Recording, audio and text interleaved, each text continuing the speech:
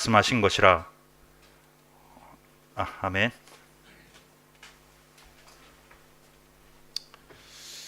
할렐루야.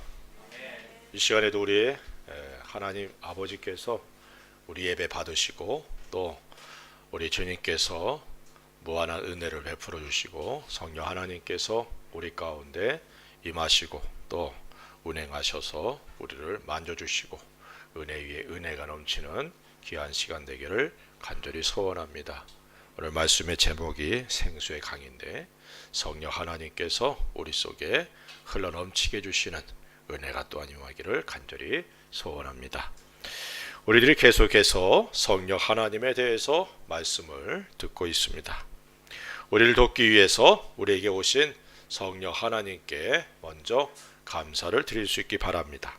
성령 하나님의 도우심이 없다면 우리들이 이 험한 세상에서 믿음을 지키며 신앙생활을 할 수 없을 겁니다. 성령 하나님의 기름 부으심과 부인할 수 없는 성령 하나님의 임재하심, 일하심, 나타나시고 운행하시고 위로해 주시는 은혜들이 우리들의 삶 가운데 늘 있기를 위해서 기도해야 될 줄로 믿습니다. 성령 하나님은 우리들 위해서 지금도 우리 각자에게 임하셔서 우리를 돕고 계심을 믿으시기 바랍니다. 보혜사이신 성령 하나님을 더욱 신뢰하고 의지할 수 있는 믿음이 우리들에게 있기를 간절히 소원합니다. 그러기 위해서는 성령 하나님에 대해서 더욱 잘 알 수 있는 은혜들이 우리에게 있기를 바랍니다. 오늘은 특별히 생수의 강에 대해서 말씀을 살펴보면서 우리들에게 성령 하나님으로 더욱 충만하게 되는 은혜의 시간들이 되기를 소원합니다. 또한 예수님께서 이 땅에 오신 목적에 대해서도 다시 한번 생각하는 귀한 시간이 되기를 바랍니다. 예수님은 우리가 하나님께서 준비하신 풍성한 은혜와 그리고 선물들을 받아 누리기를 원하고 있습니다. 지금도 주님은 자신을 대적하고 믿지 않는 무리들을 향하여 크신 사랑을 갖고 하나님의 은혜의 자리, 생명의 자리로 초청하고 있음을 믿으시기 바랍니다. 그 통로로 우리들이 이 시대에 이 땅에 있다는 사실도 우리가 잊어서는 안 됩니다. 본문을 살펴보면서 우리를 초청하시고 허락하시고자 하는 것이 무엇인지 깨닫게 되는 귀한 은혜의 시간 되기를 간절히 소원합니다. 37절에 보니까 이렇게 말씀합니다. 명절 끝날 곧 큰 날에 이렇게 말씀하고 있어요. 여기서의 명절은 초막절의 마지막 날을 의미합니다. 2절에 보면 이렇게 말씀하고 있어요. 유대인의 명절인 초막절이 가까운지라. 초막절. 이 초막절은 이스라엘 백성이 하나님의 은혜와 인도하신 가운데 광야 생활을 하였음을 기념하는, 그리고 하나님께 감사를 드리며 하나님께서 행해 주신 일들을 잊지 않기 위해서 지키는 절기입니다. 이때는 특별히 제사장들이 실로암 못에서 물을 길어다가 제단에 붓는 의식을 하였는데, 이는 광야 생활 가운데 하나님께서 반석에서 물을 내시고 백성들로 마시게 했던 하나님의 능력과 하나님의 은혜를 기념하는 모습입니다. 제사장들은 의식적인 그런 행사는 행하였지만 하나님께서 마련해 주신 영원한 생수에 대해서는 무관심했다는 사실을 우리가 여기서 간과해서는 안 됩니다. 하나님의 은혜를 기념하며 즐기던 초막절이었지만 그들은 전적으로 하나님께 드리는 깊은 감사가 없었다는 사실입니다. 이런 명절의 끝날 예수님께서는 백성들을 향하여 말씀을 하고 있습니다. 특별히 초청의 말씀을 하고 있죠. 오늘날이 바로 명절의 끝날이라고 말씀을 드릴 수 있어요. 신약 시대를 우리는 은혜 시대라 이렇게 말하기도 합니다. 하나님의 은혜가 물 붓듯이 이 땅에 부어져 있습니다. 요에서 2장 28절 29절에 보면 이렇게 말씀하고 있습니다. 그 후에 내가 내 영을 만민에게 부어주리니 너희 자녀들이 장래일을 말할 것이며 너희 늙은이는 꿈을 꾸며 너희 젊은이는 이상을 볼 것이며 그때 내가 또 내 영을 남종과 여종에게 부어줄 것이며 라고 말씀하고 있어요. 구약시대에서는 없었던 놀라운 하나님의 일하심, 그것이 바로 성령 하나님을 부어주시는 은혜, 성령 하나님을 물 붓듯이 부어주시는 그런 시대에 우리는 살아가고 있습니다. 그러나 하나님의 은혜를 받았고 그것을 입술로는 고백하고 증거하고 또한 절기 행사를 행하고 있지만 주님을 향한 온전한 사랑과 깊은 감사가 없기 때문에 그리스도인들이 힘을 잃고 증인으로서의 삶을 살지 못하고 있다는 것입니다. 맛을 잃어버린 소금, 다만 밖에 버려서 사람들에게 밟힐 수밖에 없는 상태가 되어버린 이들이 얼마나 많은지 모릅니다. 혹시 자신은 맛을 잃어버린 소금은 아닌지 돌아볼 수 있는 시간 되기를 주의 이름으로 축원을 드립니다. 마지막 날이 가까울수록 이런 현상들은 더욱 심해질 것입니다. 세속화의 물결이 교회를 뒤덮고 성도들은 이러한 물결에 휩쓸려 하늘의 소망을 잊고 살아가게 될 것입니다. 마음과 생각을 빼앗겨서 욕심이 이끄는 대로 이 세상의 평안과 이 세상의 안락만을 추구하는 그런 잘못된 삶을 살아갈 수도 있다는 사실을 우리가 잊어서는 안 되는 것이죠. 이런 때에 우리들이 올바른 믿음을 갖고 주님이 명령하신 대로 주님이 우리에게 베풀어 주신 그 사랑을 실천해 나가는 삶을 살아가야 될 줄로 믿습니다. 많은 그리스도인들이 내가 사랑의 빚을 진 사람이라는 사실을 잊고 살아가요. 사랑에는 수고가 따르죠. 희생이 따릅니다. 희생하지 않고 수고하지 않으면서 하나님 앞에 내가 은혜 받고 복 받길 원하고 평안하길 원하고 행복하길 원하는 거예요. 얼마나 이기적입니까? 하나님은 우리를 사랑하셔서 독생자 예수 그리스도를 이 땅에 보내주셨습니다. 우리 예수님은 우리를 사랑하셔서 자기의 모든 것을 희생하시고 십자가에서 못 박혀 고난받으시고 죽으셨습니다. 그리고 그 사랑이 우리에게 주어진 거예요. 그런데 우리는 주님 사랑한다면서 희생하지 않습니다.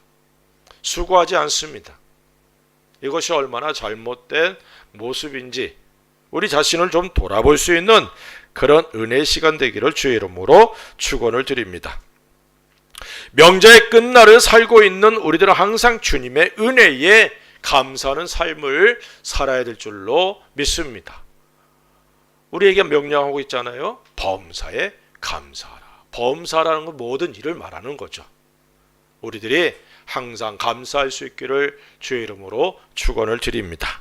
감사가 메마른 심령과 그 시대는 반드시 하나님의 징계, 하나님의 채찍 그리고 심판이 있었다는 사실을 우리가 잊어서는 안 됩니다. 사사기 3장 7절과 8절에 보면 이렇게 말씀합니다. 이스라엘 자손이 여호와의 목전에 악을 행하여 자기들의 하나님 여호와를 잊어버리고 바알들과 아세라를 섬긴지라 여호와께서 이스라엘에게 진노하사 그들을 메소보다미아 왕 구산 리사다임의 손에 파셨으므로 이스라엘 자손이 구산 리사다임을 8년 동안 섬겼더니라고 말씀하고 있어요. 이스라엘 백성이 애굽을 떠나고 광야 생활을 마치고 요단을 건너고 가나안에 들어가서 하나님께서 행해 주신 놀라운 일들을 경험했습니다. 그리고 그 일을 친히 보고 경험했던 사람들이 죽고 그 후손들이 속히 하나님을 떠나는 거예요. 하나님을 잊어버리는 겁니다. 자기들이 지금 살고 있는 이 땅이 하나님께서 주신 것이라는 사실 자체를 잊어버리는 거예요. 그리고 여기 보니까 하나님을 떠났어요. 악을 행하였어요. 그래서 하나님의 징계가 그들에게 임합니다. 하나님의 징계, 하나님의 채찍이죠. 우리 모두가 징계가 아니라 하나님의 은혜 안에 구원받은 이후에 온전한 삶을 살아갈 수 있기를 주의 이름으로 축원을 드립니다. 맞아가면서 신앙생활을 하면 안 되죠. 우리가 말씀을 왜 듣습니까? 말씀을 왜 읽고 묵상합니까? 말씀을 왜 배웁니까? 말씀을 통해 하나님의 음성을 듣고 하나님께서 내게 무엇을 원하시나 나의 삶을 바로잡아 가는 거예요. 말씀이 좌표입니다. 말씀이 기준인 거예요. 그래서 좌로나 우로나 치우치지 않도록 말씀이 우리의 삶의 기준이 되어야 되는 겁니다. 근데 말씀보다는 내 감정이 우선이 되고 내 지식이 우선이 되면 말씀도 내 삶의 감정과 내 삶의 환경과 내 지식에 영향을 받아서 잘못된 해석을 하게 되고 잘못된 적용을 하게 되는 거예요. 경건의 시간이 우리에게 필요합니다. 큐티. 얼마나 중요한지 몰라요. 그런데 말씀을 내 삶에 적용하는 그것이 아니에요. 바꿔야 됩니다. 말씀에 내 삶을 적용시켜 나가는 것이 바로 경건의 삶인 거예요. 믿습니까? 이것이 우리에게 필요하다는 사실을 잊지 않기를 주의 이름으로 축원을 드립니다.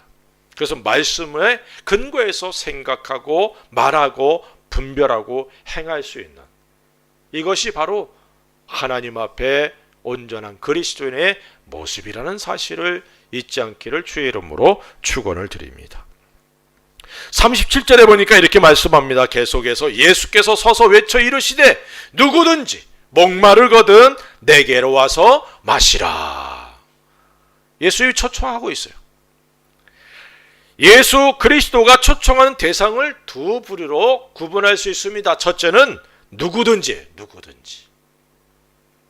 예수님의 초청 대상에는 제한이 없다는 겁니다.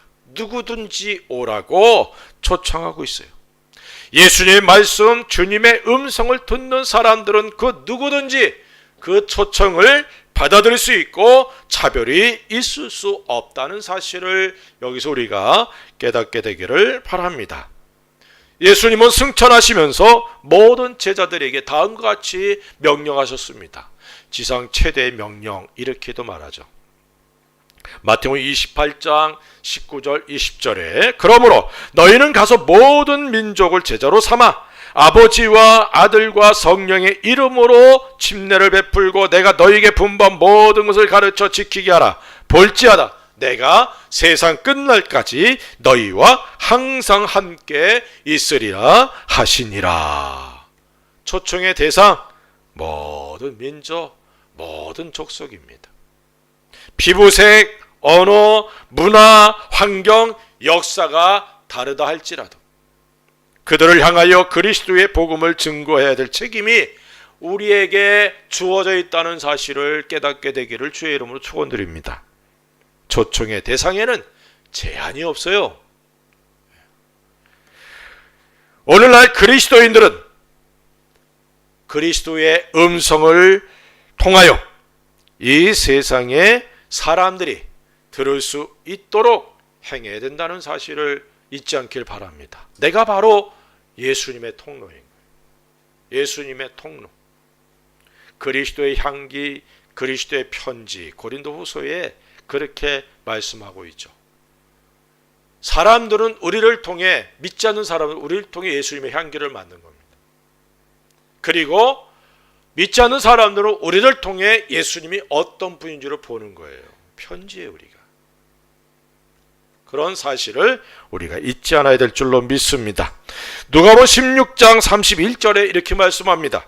이르되 모세와 선지자들에게 듣지 아니하면 비록 죽은 자 가운데서 살아나는 자가 있을지라도 권함을 받지 아니하리라 하였다 하시니라. 죽은 부자가 살아있는 형제들에게 나사로를 좀 보내서 이 지독히도 고통스러운 이곳에 오지 않도록 좀 해달라고 부탁하죠. 그때 아브라함이 이렇게 대답한 겁니다. 이 말씀을 통하여 그리스도의 복음을 증거함이 오직 우리들 손에 위탁되었다는 사실을 깨닫기를 바라고, 그 의무가 또한 얼마나 소중한 일인지 깨닫게 되기를 주의 이름으로 축원을 드립니다. 사도 바울은 다음과 같이 복음을 증거해야 될 이유에 대해서 말씀하고 있어요.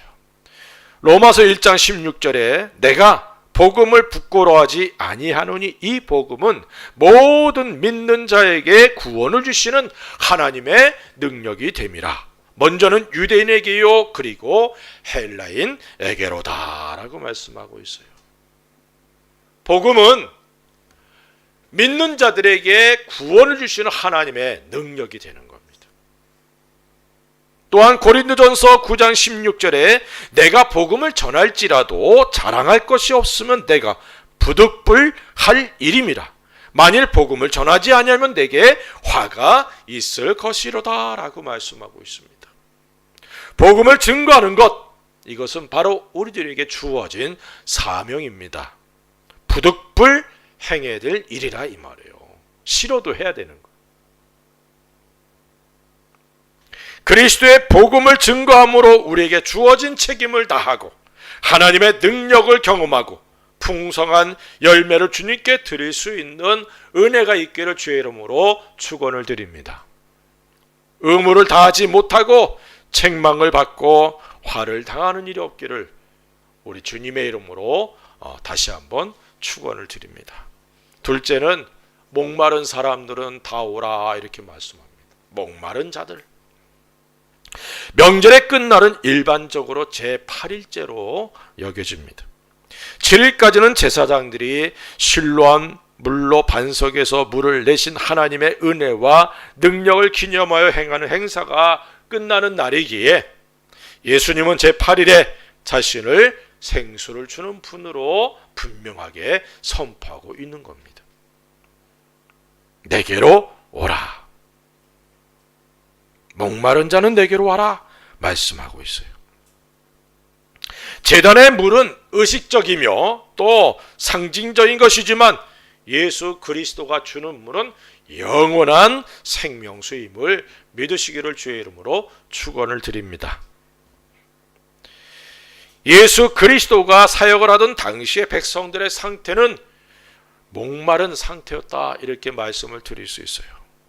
하나님의 은혜에 목말라 있었고 그리고 경제적으로도 목말라 있었던 시대였습니다.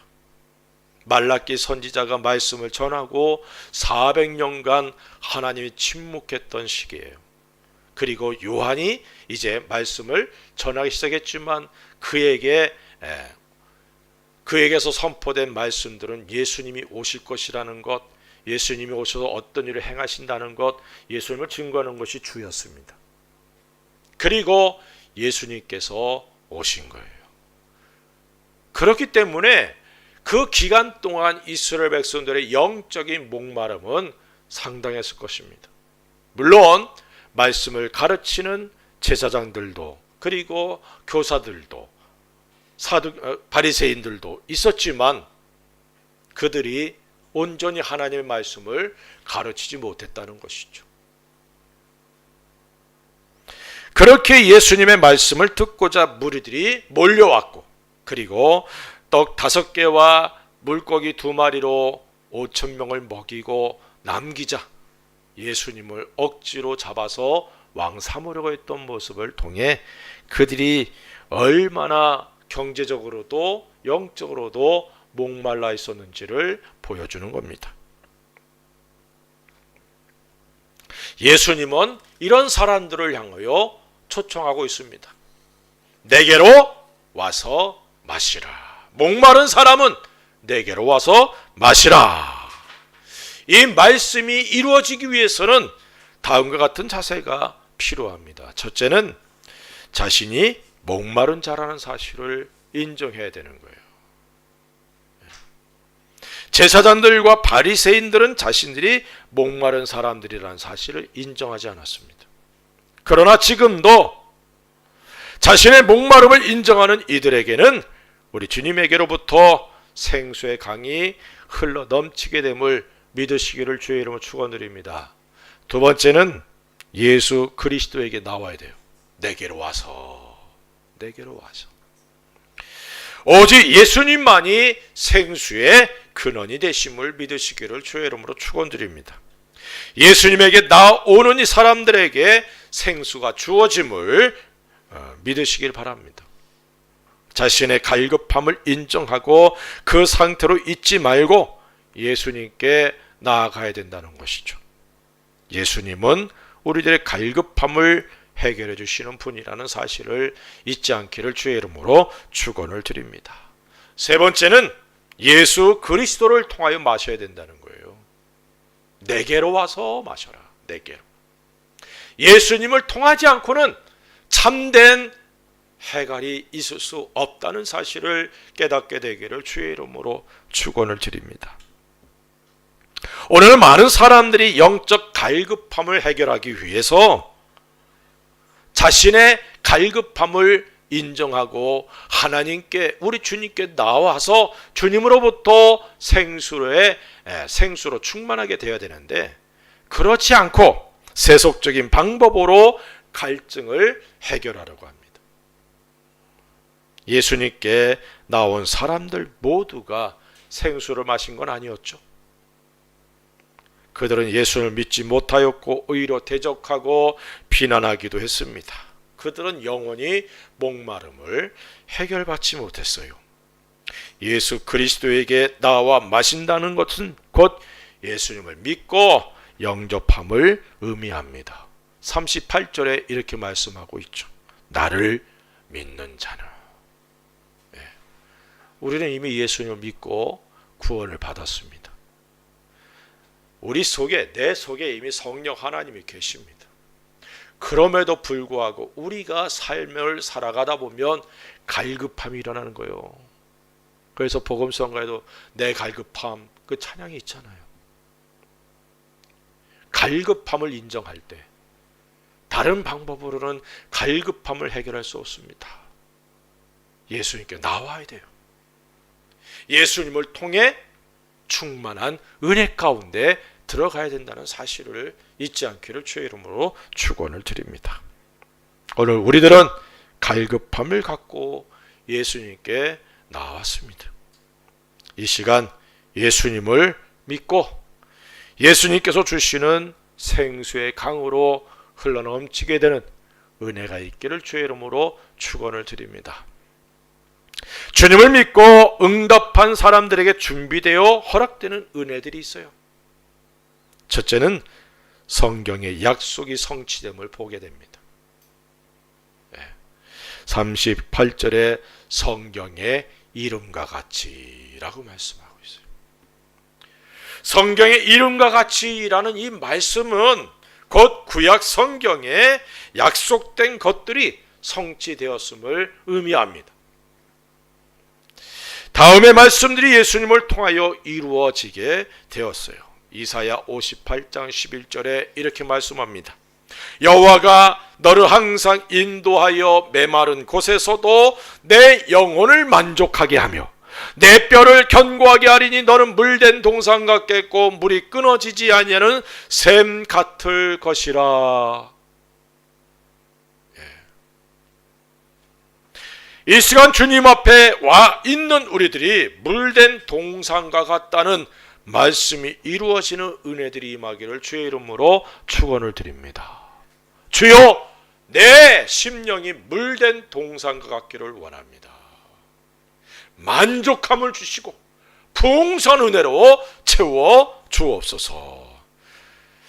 그리하여 우리들의 영혼이 만족하게 되고 우리들의 뼈가 견고하게 되는 그런 은혜들이 임하기를 주의 이름으로 축원을 드립니다. 이사야 51장 3절에는 이렇게 말씀합니다. 나 여호와가 시온의 모든 황폐한 곳들을 위로하여 그 사막을 에덴 같게 그 광야를 여호와의 동산 같게 하였나니 그 가운데 기뻐함과 즐거함과 감사함과 창화하는 소리가 있으리라. 우리들의 사막과 같이 황폐하게 된 것들이 에덴과 같이 그리고 기쁨과 감사가 넘치게 되는 그런 은혜들이 주어짐을 믿으시기를 주의 이름으로 축원을 드립니다. 성경의 약속이 이루어질 때 갈급한 심령, 소망이 없고 위로를 받지 못했던 이 사람들이 그리스도 예수로 말미암아 사막이 변하여 푸른 초장이 되고 에덴과 같이 되는 은혜가 임하게 됨을 믿으시기를 주의 이름으로 축원을 드립니다. 강팍한 마음의 소유자였던 바울이 부활하신 예수님 만나고 그의 생애 전체를 예수님을 위해 드렸잖아요.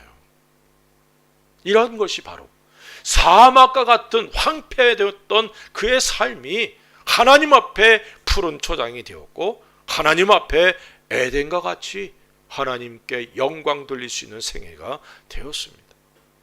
오늘 많은 그리스도인들이, 많은 사람들이 교회 안에 있으면서도 이런 만족함, 이런 은혜를 누리지 못해요.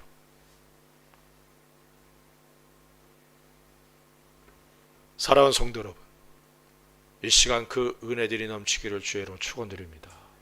주여, 내 갈급함을 이 시간 채워 주옵소서.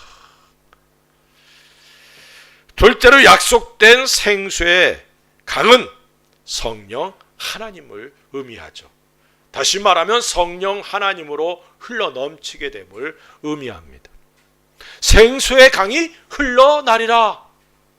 이 말씀은 성령 하나님으로 충만하게 됨을 의미하죠. 38절 39절에 그 배에서 생수의 강이 흘러나오리라 하신 이는 그를 믿는 자들이 받을 성령을 가리켜 말씀하신 것이라. 예수께서 아직 영광을 받지 않으셨으므로 성령이 아직 그들에게 계시지 아니하시더라. 오순절날 성령 하나님이 임하신 이후에 제자들을 비롯해서 모든 믿는 자들에게 성령 하나님이 임재해 계십니다. 성령 하나님은 생수의 강이 되시는 분이에요. 그래서 우리의 삶에 성령 하나님으로 충만해야 될 분명한 이유가 있는 겁니다. 그래야 내 갈급함이 해결되는 거예요. 성령 하나님으로 충만케 되기를 사모하는 은혜가 있기를 주의 이름으로 축원을 드립니다. 믿는 이들의 배에서 생수의 강이 흘러나오리라. 여기서의 배는 인간의 가장 깊은 내면, 양심, 가슴, 마음 이렇게 해석할 수 있어요. 하지만 인간의 전 인격을 포함한 자 혹은 삶 전체를 의미하는 겁니다. 성령 하나님으로 충만한 사람은 매를 맞아도 기뻐하는 거예요. 돌에 맞아 죽어가면서도 스데반 집사의 얼굴이 천사의 얼굴과 같았어요. 이게 바로 성령 하나님으로 충만한 사람들 속에 주어지는 생수의 강이 흘러넘치는 상태라 이렇게 말씀을 드릴 수 있습니다.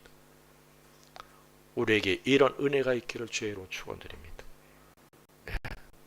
감사가 있고 기쁨이 있고 평안이 넘치기를 사모하면서 주여 내게 부족함을 아시오니 성령 하나님이여 이 시간 우리 가운데 강하게 임해 주옵소서.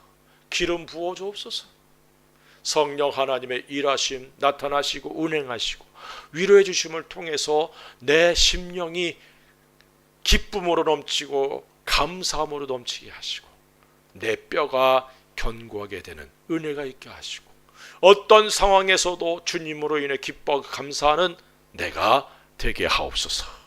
이것이 바로 성령 하나님으로 충만하게 된 사람들의 삶의 모습이라는 사실을 믿으시기를 주의 이름으로 축원을 드립니다. 성령 하나님께서는 믿는 사람들 속에서 함께 하시면서 도우시고 또 계속해서 하나님의 은혜 가운데 거하도록 도와주시고 기도해 주시는 분이라는 사실을 믿으시기를 주의 이름으로 축원드립니다. 로마서 8장 26절에 이와 같이 성령도 우리의 연약함을 도우시나니 우리는 마땅히 기도할 바를 알지 못하나 오직 성령이 말할 수 없는 탄식으로 우리를 위하여 친히 간구하시느니라. 우리가 즐겨 부르는 찬양 중에 누군가 널 위해 기도하네라는 그런 찬양이 있죠. 적어도 두 분은 우리를 위해서 기도해 주셔요. 성령 하나님께서 내 속에서 탄식하시면서 하나님의 뜻을 따라 살아가도록 위해서 기도해 주시고, 또 우리 주 예수 그리스도께서 아버지 하나님 보좌 우편에서 우리들을 위해서 지금도 기도하고 계신다는 사실을 잊지 않기를 주의 이름으로 축원드립니다. 성령 충만한 삶은 모든 그리스도인들이 사모하는 삶의 모습이죠. 성경은 성령 하나님으로 충만한 삶의 모습에 대해서 여러 가지로 표현하고 있습니다. 먼저 성령 하나님으로 충만할 때 은사가 강하게 나타나죠. 사도행전 2장 4절에 그들이 다 성령의 충만을 받고 성령의 말하게 하심을 따라 다른 언어들로 말하기를 시작하니라. 성령 하나님께서 믿는 사람들에게 은사를 주신다라고 말씀했어요. 이것을 우리는 성령 하나님의 나타나심이라 이렇게 말씀을 드렸습니다. 단지 드러나는 표적의 은사는 쉽게 알 수 있지만 그렇지 않은 은사들은 자신도 잘 모르는 경우들도 있습니다. 그러나 분명한 것은 믿는 모든 사람들에게 은사가 주어져 있다는 사실입니다. 그러므로 우리는 그 은사가 무엇인지 발견하고 개발하여 잘 사용하는 것이 지혜롭고 복된 그리스도인이라 이렇게 말씀을 드릴 수 있어요. 표적의 은사를 받은 사람들 특히 조심해야 하는데, 은사를 자랑하거나 그 은사로 인하여 교만해져서 교회의 덕을 해치는 일이 없도록 늘 조심해야 될 줄로 믿습니다.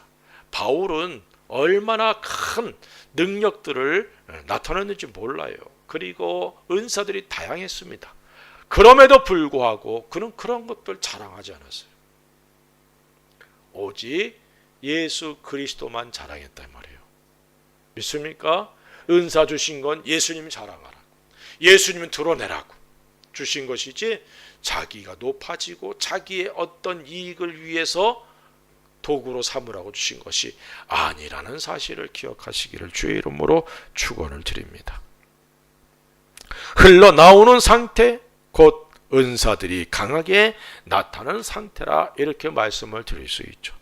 각자에게 주어진 은사를 통해 서로 돕고 섬기며 봉사하고 주님의 몸을 세우며 지체들에게 유익을 주는 우리가 될 수 있기를 바랍니다. 또한 증거하는 일에 열심을 내었어요.